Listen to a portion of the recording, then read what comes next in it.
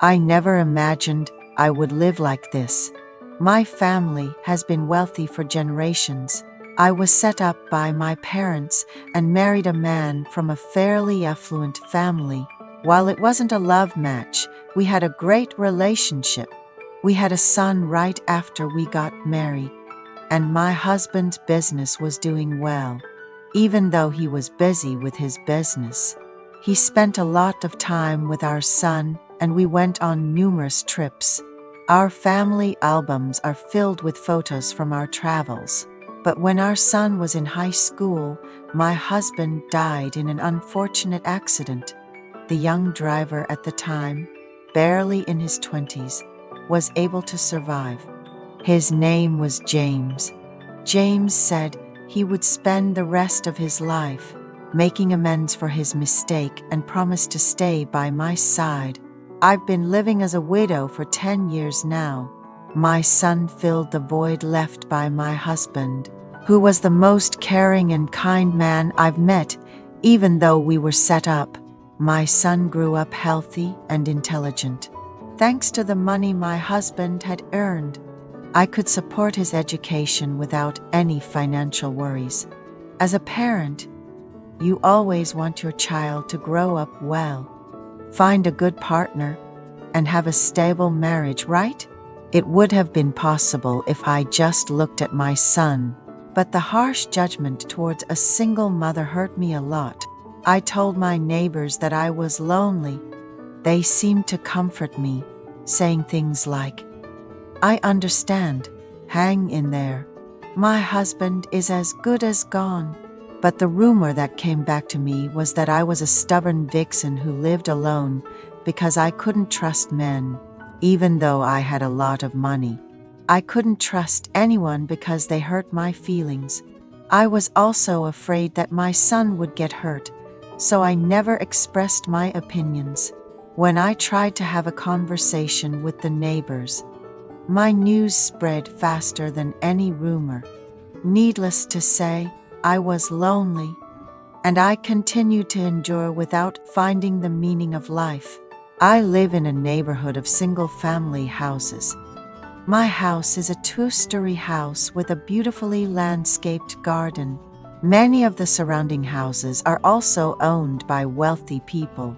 One early morning, there was a commotion in front of my house. The lady next door rang my doorbell, saying she had seen her husband talking to me and wanted to talk. I had talked to her husband. It was only for a moment. He had asked me what newspaper I read, and a woman from another house had seen it and told the lady next door. The lady next door can't swallow her food without alcohol. That day, she was drunk again and knocked on my door. I was so surprised that I tried to dismiss her. Even though I spoke kindly to her, she wouldn't leave, so I called James. He quickly took a taxi and came over. That was when I first realized that James was a real man. He wrapped his arm around my trembling shoulders and said, "Ma'am, please go inside," and sat me down on a garden chair. Then he spoke to the lady next door. "Mrs. is not the kind of person to act as thoughtlessly as you," James firmly said. "She's a different breed than an alcoholic like you. Why are you pinning your suspicions and rumors on an innocent person?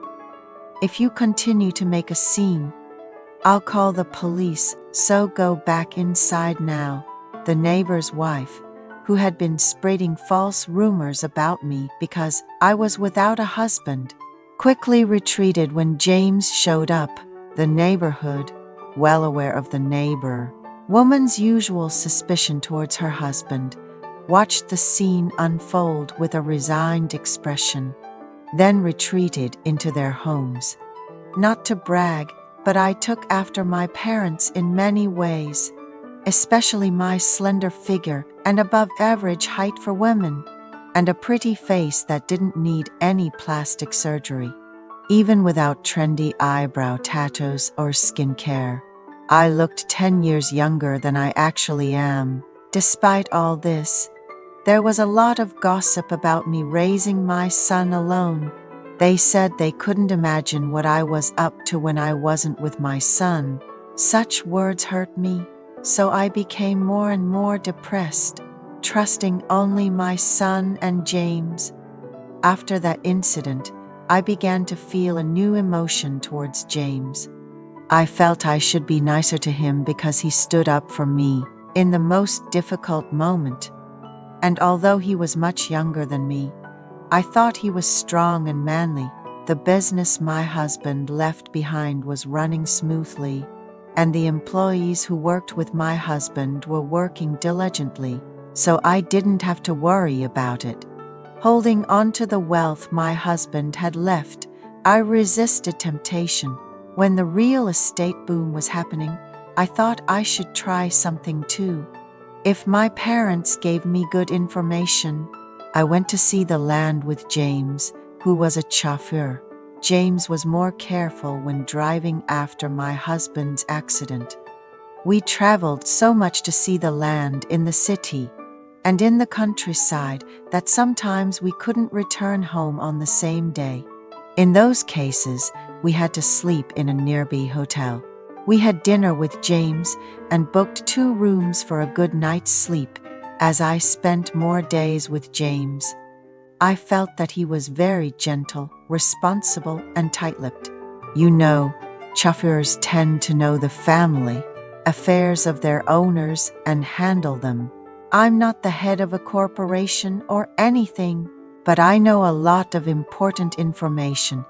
And since I've become averse to interpersonal relationships, James was very careful with his words in front of me.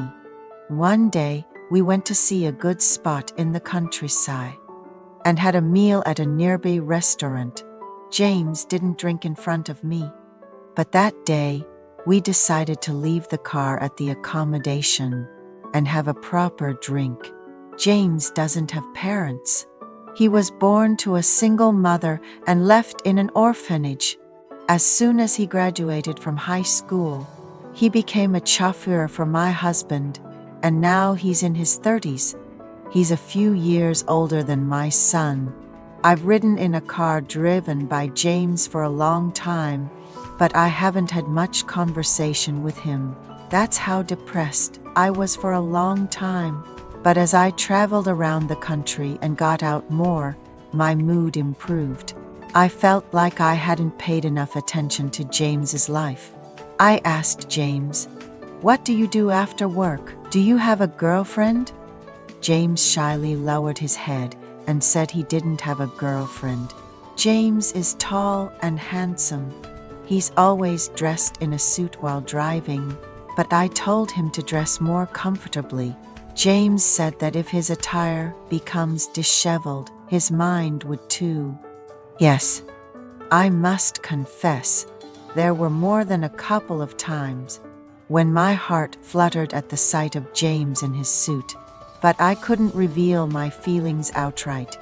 One day, when we went to look at land, I decided to confess my feelings. The land we saw that day didn't really appeal to me. I treated James to a nutritious meal. "Did you get tired from driving so much today? The weather's not great. Let's rest for a day before we head back," I said. James went into the motel and booked 2 rooms. I quietly held James's hand and told the counter, "Please give us a large room with 2 beds." James looked taken aback, but went along with my request. And I asked him to bring the shopping bag I had told him to keep in the car. It was the liquor I used to drink when I felt depressed at home. And there were also some side dishes I bought at the department store. I said I'd take a shower first and have a drink. And James excused himself for a moment. I don't know how much care I took in showering that day. I thanked James for driving in such dreadful weather and offered him a drink. As always, James agreed to drink with me.